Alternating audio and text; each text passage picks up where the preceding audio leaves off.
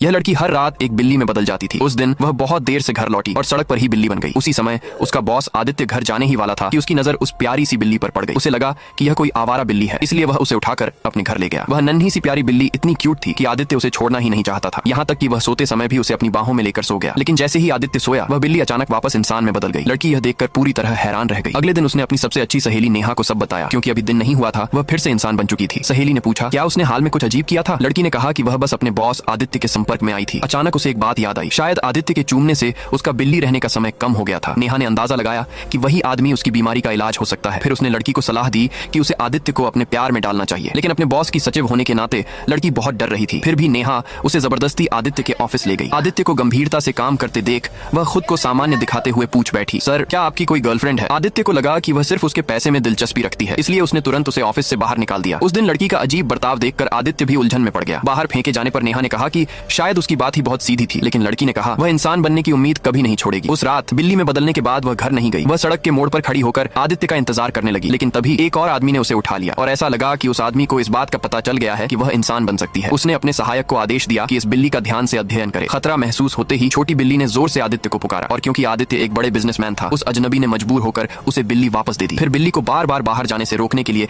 आदित्य ने उसे एक पालतू पिंजरे में बंद